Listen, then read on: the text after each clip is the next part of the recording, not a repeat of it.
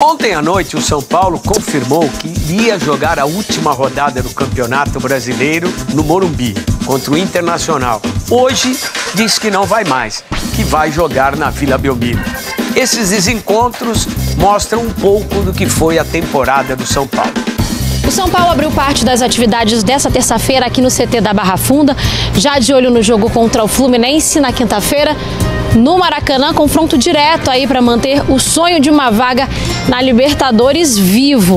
E a novidade desse penúltimo treino antes da partida no Maracanã é que Rafael Tolói, Hugo e Dineno, que se tratam no departamento médico, participaram do aquecimento com bola. E o Rodriguinho, que estava com problemas respiratórios, apareceu nos gramados e participou de uma atividade sem bola com os atletas que atuaram na última partida.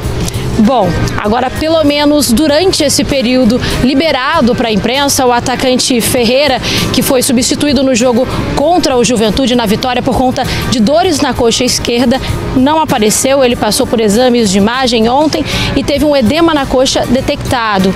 O atacante iniciou uma recuperação no refis e passará por avaliações diárias para ver se ele volta a campo. Mas a dúvida contra o Fluminense, Ferreirinha é o 13º jogador no departamento médico do tricolor. Lembrando que além dessa dúvida e dos inúmeros desfalques por lesão, o São Paulo tem 2 baixas certas para essa partida no Maracanã. O goleiro Rafael e o zagueiro Sabino suspensos pelo 3º cartão amarelo. O tricolor tem mais uma atividade nessa quarta tarde aqui no CT e à noite viaja para o Rio de Janeiro para encarar na quinta-feira o Fluminense no Maracanã. O Caleri tem sido o cara mais comprometido de todos os lesionados do São Paulo. Não que o Lucas não seja, o Lucas o Oscar tem um problema de saúde grave, enfim. O Caleri viajou para Medellín, o Caleri viajou para Quito para ser uma posição de capitão do time. O Caleri estava no banco de reservas contra o Corinthians antes do jogo começar, enquanto ele podia estar no campo com os jogadores, ele estava ali o tempo inteiro com os jogadores. Ele está trabalhando, ele está comprometido. Quando o Crespo vai para a coletiva e diz precisamos ver como é que o Caleri vai voltar, eu acho que é o contrário. O Caleri vai voltar, independentemente do Caleri voltar, com todo o comprometimento que ele tem, o São Paulo precisa contratar um outro centroavante que seja para uma hipótese de uma lesão. Não é a hipótese de o Caleri voltar a jogar no nível Caleri, é a hipótese de o Caleri não voltar. Então aí você contrata um outro centroavante. Mas o respeito pelo trabalho que o Caleri está fazendo precisa haver, e essa comunicação do Crespo pode ser melhor. Boa. Gente, hoje a gente está um pouco mais corrido porque o de primeira vai encerrar um pouco mais cedo, agora às 3h40, porque o noticiário político está pegando e vocês acompanham o All News daqui a pouco. Valentim, até uma informação, dá para guardar para amanhã, Valentim? Dá? Você quer falar rapidinho? Rapidinho. 10 segundos. A situação não gostou também do que o Casares fez de trocar o jogo. Partidários do Casares queriam que ele mantesse o jogo no Morumbi e contra a indicação deles, o Casares achou melhor mandar para a Vila. Bom, vamos na linha cronológica então, né? Boa tarde pro Lucas também, todo mundo que está acompanhando. O São Paulo tinha enviado um ofício na última semana pedindo para que o jogo que estava já marcado para a Vila Belmiro fosse no Morumbi. A desculpa do São Paulo era que não tinha por que o jogo não ser no Morumbi, porque haveria, a aspa que a gente escutou à época, de pessoas no Morumbi, é que haveria um plano de guerra para que o Morumbi, em pouco tempo, em 9 dias, pudesse ter condições de receber o jogo contra o Internacional. O São Paulo enviou ofício, a CBF acatou, mudou o lugar do jogo. Nesses últimos dias, as torcidas organizadas do São Paulo, principalmente a Independente, que é a principal organizada do São Paulo, começaram uma movimentação para fazer protestos no dia do jogo contra o Internacional no Morumbi. Apuração minha e do Gabriel Sade agora há pouco. O São Paulo já enviou um ofício pedindo para que o jogo volte a ser na Vila Belmiro. Por quê? Porque, segundo pessoas próximas ao Júlio Casares, ele estaria muito incomodado, o presidente do São Paulo estaria muito incomodado com os possíveis novos protestos, com os prováveis novos protestos, e por isso a ideia seria esvaziar o Morumbi, esvaziar os protestos, realocando de novo o jogo para a Vila Belmiro. Então seria o 4º jogo do São Paulo dos últimos 4 mandantes lá em Santos. Que coisa, hein, PVC? Você preferir jogar fora de casa com medo de protesto? Não, eu acho que isso pode sair caro para o São Paulo. A gente pegou o exemplo do Atlético agora há pouco. O São Paulo hoje tem uma vantagem competitiva grande para conseguir a 8ª colocação e depois torcer para o Cruzeiro ganhar a Copa do Brasil, ele tem 3 pontos de vantagem, certo? Só que sobre o Atlético, ele tem um ponto perdido só. Se o Atlético ganhar os 4 jogos, o São Paulo ganhar os 3, o São Paulo fica um ponto na frente do Atlético. É que se a gente vê a tabela, o São Paulo com 48 na 8ª colocação. O Fluminense já foi, né, gente? Distância aí de... O São Paulo não vai alcançar o Fluminense. Não vai alcançar o Fluminense. Vamos descobrir quinta, né? Se o São Paulo não vence o Fluminense quinta, já era. Mas ainda que ele vence, ele vai ficar 4 pontos abaixo do Fluminense. Em dois jogos. Faltando 2 jogos, é uma distância muito grande. O Fluminense já foi. Tem que torcer por essa 8ª vaga, via Copa do Brasil mesmo. E aí tem esses duelos aí, né, com o Bragantino, Corinthians e o Galo, que também tá brigando por essa vaga. Então, mas olha o Atlético. Se o Atlético ganha o jogo de hoje, por exemplo, ele vai para 47 pontos. Sim. E tem um jogo a menos no Galo. Ele fica um ponto atrás do São Paulo. Então, Cara, o Júlio Casares tinha quase prometido que o jogo contra o Internacional ia voltar para o Morumbi. Tô exagerando? Ontem a gente escutou pessoas no Morumbi alegando que daria tempo. Ontem. Então, à noite. Tinha uma praticamente promessa de que o jogo contra o Internacional ia voltar pelo esforço de guerra para ter o Morumbi. O Morumbi é uma arma para o São Paulo. Se o São Paulo tiver um ponto na frente do Atlético, na última rodada, precisando ganhar o jogo, o que vai acontecer? A torcida vai lotar o Morumbi e vai empurrar o São Paulo para ganhar a classificação em 8º lugar e depois torcer para o Cruzeiro, que não é a favor, porque é Cruzeiro e Corinthians. Ou para o Fluminense, né? Ou para o Fluminense. Né? Então, olha só, você jogar na Vila Belmiro, o retrospecto do São Paulo é de 3 jogos, são 4 na história do brasileiro, porque teve um jogo contra o Bragantino em 23, que ele perdeu. Ganhou 1-0. Ganhou 1-0 em 2023. Gol do Eric. Mas assim, nesse ano, ele jogou 3 jogos, ele ganhou 1, empatou 1, e perdeu 1. Então, de 9 pontos, ele ganhou 4. Que garantia ele tem de jogar na Vila Belmiro e ganhar os 3 pontos que ele pode precisar? Ele pode não precisar, mas ele pode precisar dos 3 pontos. Cara, o jogo tem que ser no Morumbi. Se tem condição de gramado, tem que ser no Morumbi. E teria, né? Segundo as fontes no Morumbi diziam ontem. Não é garantia. O Allianz Parque é acusado de ser... eu acho uma loucura. Vou jogar fora de casa porque eu tô com medo da minha torcida. Não. Eu acho uma loucura. O Allianz Parque, a crítica que se faz ao Allianz Parque, o Allianz Parque não é um estádio, é uma casa de shows. No ano passado, o Palmeiras fez um esforço gigantesco junto com a W Torre, tirou o palco da véspera do jogo contra o Fluminense, perdeu para o Fluminense. Não é garantia jogar em casa e ganhar o jogo. O Palmeiras tirou o palco, fez o jogo inteiro com torcida, com 40 mil pessoas, contra o Fluminense ganhou 1-0. Ok, você pode perder o jogo, mas o esforço foi feito para você jogar no seu estádio. Aconteceu com o Palmeiras no ano passado, tinha que acontecer com o São Paulo nesse ano. Sim. E agora, e o próximo jogo do São Paulo é justamente contra o Fluminense, né? Por isso que o Valentim está falando, que essa disputa pode até ser encerrada aí na próxima quinta-feira. Não me diz. Jogo lá no Rio, 8h30 da noite.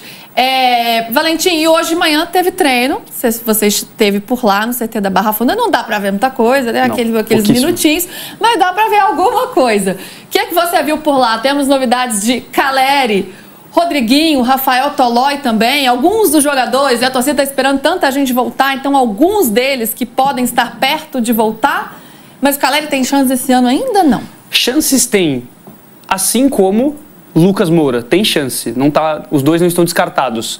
O lance provavelmente o São Paulo não vai arriscar e colocá-los no jogo contra o Vitória, por exemplo, que talvez não valha nada. O que eu escutei, se o Caleri fosse jogar, por exemplo, aí especificamente sobre o Caleri, e aí caberia muito, eu escutei isso de uma pessoa, de um dirigente do São Paulo, é que o Caleri tem uma vontade muito grande de voltar e que às vezes ele até precisa ser segurado, assim, precisa dar um chacoalhão nele e falar calma. E o Caleri quer muito voltar e por ele daria para voltar esse ano. Só que o São Paulo vai avaliar o risco e entende que, pelo menos hoje, o São Paulo entende que não vale o risco. Mas se ele for jogar, o que é difícil, mas se ele for jogar, seria num 40 minutos do segundo tempo do último jogo. Então, Dineno e Rodriguinho podem ser novidades. Eu vi que você não ficou muito animado com isso. Na real, o São Paulo vai ter que jogar com um zagueiro improvisado, né? Ou o Luiz Gustavo ou o Negruti na zaga, porque dos 5 só tem 2. Arboleda não.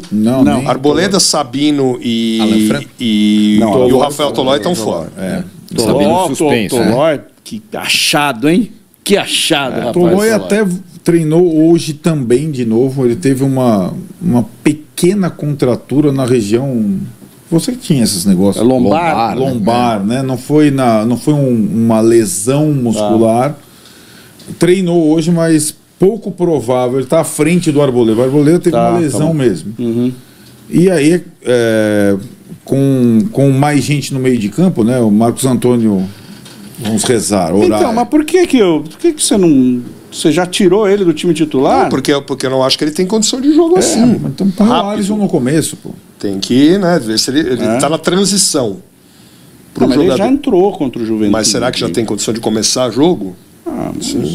Ele jogou quase meia hora, né? Pareceu bem inteiro mesmo, jogando bem. Não, ele é fundamental, isso eu concordo com você. Muda. É o jogador que faz a bola girar ali no meio. Se ele tivesse condições, se ele tiver condição a 45 ou um pouco mais, vai 60 minutos. Aí bota pra jogar.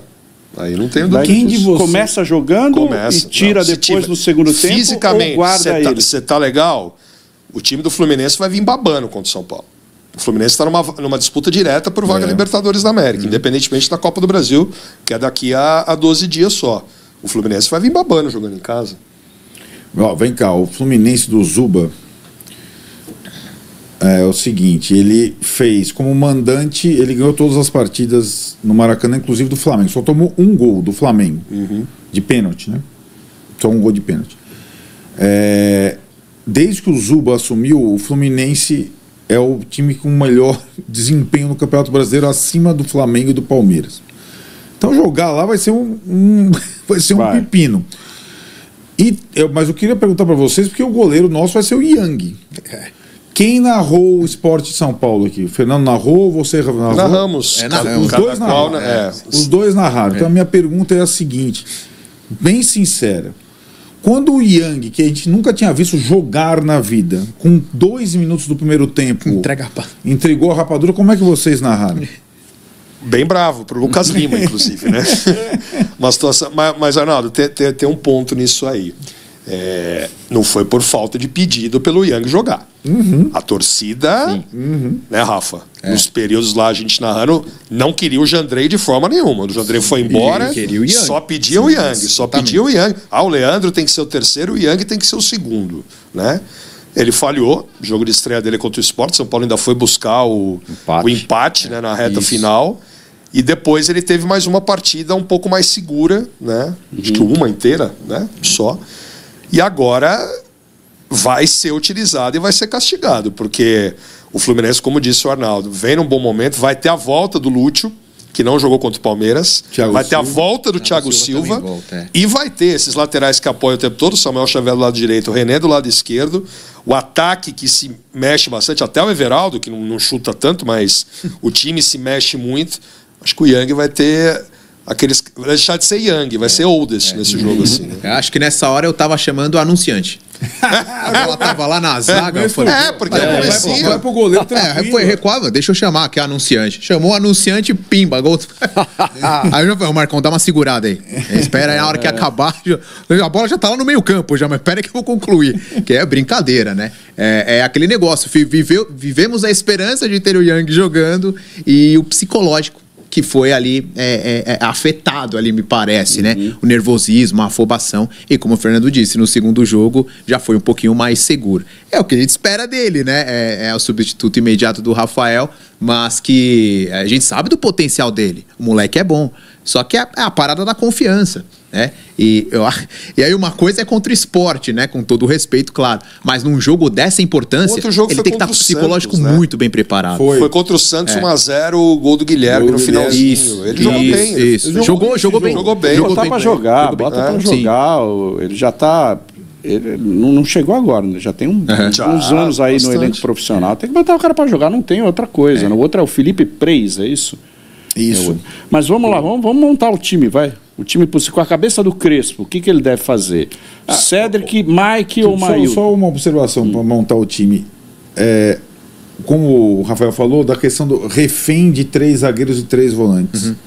Todas, sem exceção, vezes que o Crespo tentou alguma coisa sem ser 3 zagueiros e 3 volantes, o São Paulo perdeu. O Corinthians foi assim, né? Todas as vezes. Então eu imagino, ainda mais na escassez, que ele vá improvisar. Vai ter que improvisar. Como fez em Fortaleza. O Fortaleza jogaram 2 improvisados, era o Negruti e o Luiz Gustavo. Hoje ele pode improvisar um dos 2 com Ferrarese e Alan Franco, certo? Certo. Aí tá, lateral. O Mike para mim foi bem contra o Juventude. Eu gostei. Só uma coisa. Se a Ferrarese, o Negrutti vai jogar na sobra, né? Então, o Alan Franco tem que aí que tá. Eu acho que com o Luiz Gustavo você mexe menos, né? O Ferrarese fica na dele, o Alan Franco fica na sobra na dele, e o Luiz Gustavo vai pro lugar do Sabino canhoto que é. Eu acho que é mexer menos na estrutura, né? O Mike foi bem, mas para jogar contra o Fluminense no Maracanã, eu acho que o Cédric é mais conservador. Mais marcador. Não vai subir tanto, né? Agora o outro lado, meu velho, acabou. Vai ter que ser o Patrick. Vai jogar quem? O detalhe, né? Então, o detalhe, né, Arana, que se você tira o Patrick pra pôr o Nicolas, que é um bom lateral esquerdo, mata o Patrick. O que o Patrick vai fazer da vida? Mas vai ser Uber, vai ser repositor de supermercado. É possível, né? O cara vai chegar pra vocês colocaram o Nicolas. Ele já é citado dessa forma. Imagina você tira pra colocar um menino da base. Caramba, né? Então quem que deve ser o lateral? Você tem total razão. Eu imaginei, porque assim, o Nicolas, ele, com característica, ele ataca mais que o Patrick, bastante, mas não é um ponta como o Luca. Uma coisa é colocar o Luca contra o Juventude como mandante, outra coisa é colocar ele iniciando no Maracanã. Sim. Né? Né? Não é a mesma situação, né? Contra o Samuel Xavier, que vai passar umas 20 vezes atrás do... Então eu imagino que ele comece com o Patrick, cara. Não tem muita opção. Agora, se ele tiver um meio de campo, se puder jogar o Marcos Antônio, e aí tiver o Pablo, o Bobadilha e o Marcos Antônio, é diferente do meio de campo do jogo do Corinthians. Você acha que com o Marcos Antônio, você acha que com o Marcos Antônio aí o Crespo pode ter essa liberdade para trabalhar esses 3 volantes mais fixos? Porque o Marcos Antônio tem uma boa saída de bola também, uma qualidade de passe. Não, com o Marcos Antônio e o Bobadilha eu fico tranquilo jogar com 3 no meio de campo, porque eles se movimentam mais. O Bobadilha chega chutando toda hora. Tal. Na Arena Corinthians, lá você não tinha nem o Bobadilha nem o Marcos Antônio. Teve que jogar eu não sei se ele Alisson, vai. E Pablo Maia. E Lu Gustavo. Na esquerda eu não sei se ele vai com o Patrick, não. O que você faria? Eu acho que ele vai insistir com o que ele tem, com esse achado dele aí. Então é o Luca, que o Ferreirinha tá ponta na um atacante que seja... Eu acho que ele vai fazer isso. Pode ser, é arriscado, mas pode ser. Aí ele segura mais o Cédric, né? Mas aí faz mais sentido ainda o Cédric, né? Sim. Sem do que o Mike, porque daí você... fora de casa e tudo mais. Mas eu acho que ele vai fazer isso. Aliás, é uma característica do Crespo, né? Quando ele acha um negócio, ele não fica inventando, né? Ele não é um cara que fica mexendo o tempo todo, né? E aí, Luciano e Tapia, né? Luciano e Tapia. O Rigoni entrando para fazer o gol no segundo tempo. Jogador que faz gol... São Paulo tem poucos jogadores que fazem gol. O jogador que faz gol, você tem que colocar no jogo seguinte. 20 minutos. Fez gol, coloca no jogo seguinte.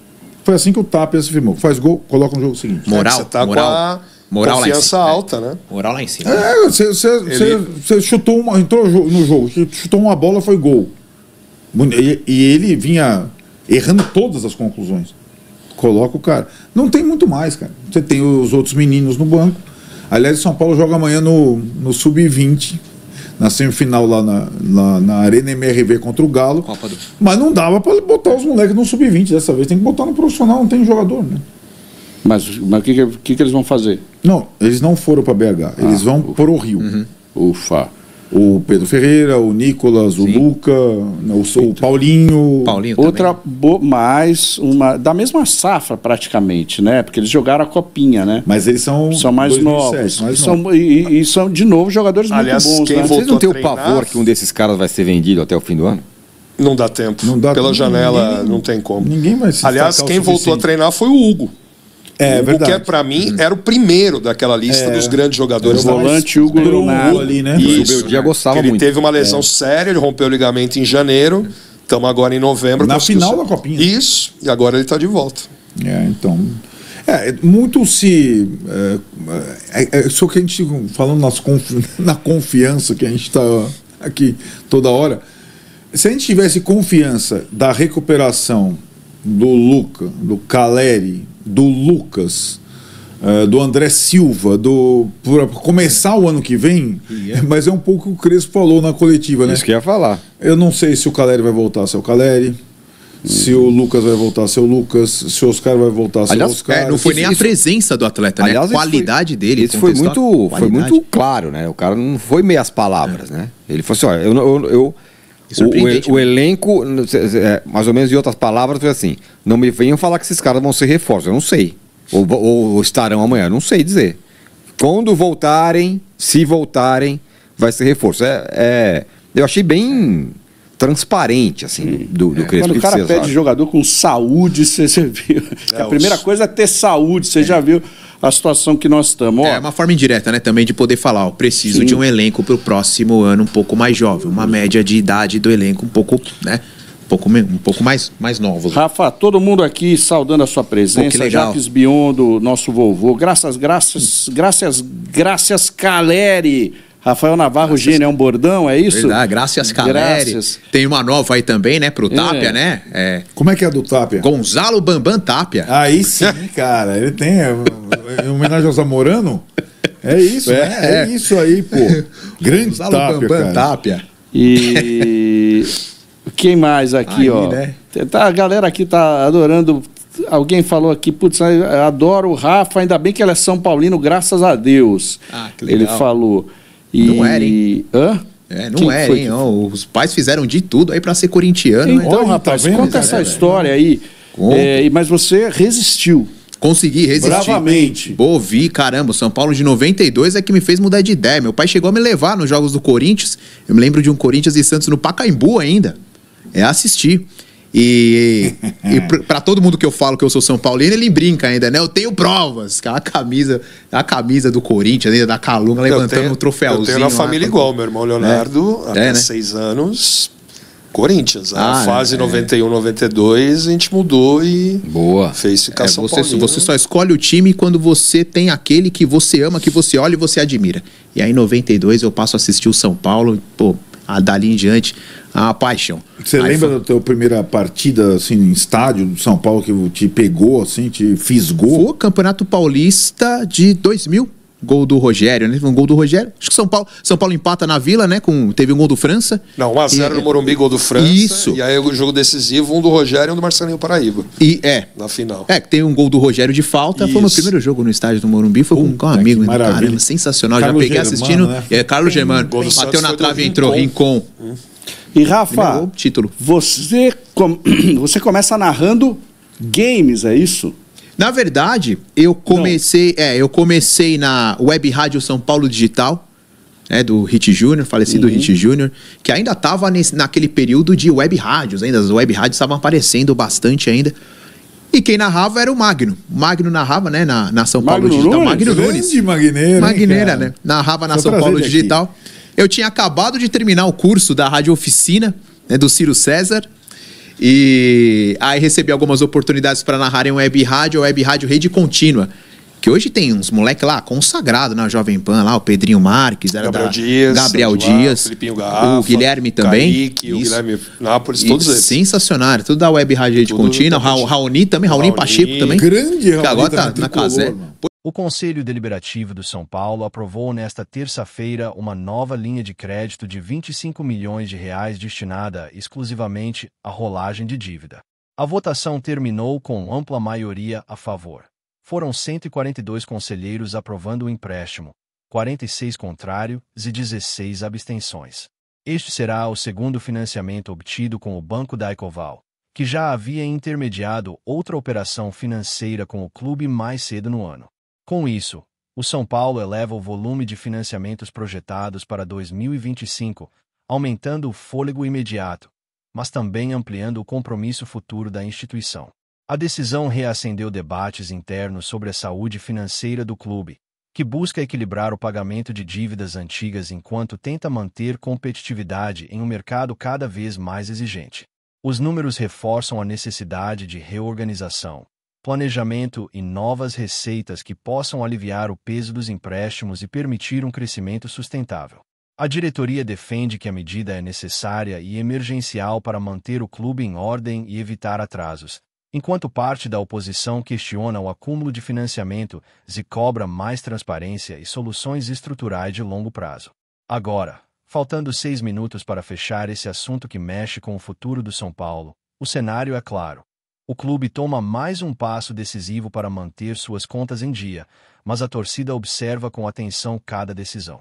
A pergunta que surge é se esse novo empréstimo será suficiente para estabilizar o ano de 2025 ou se representa apenas mais um sinal de alerta.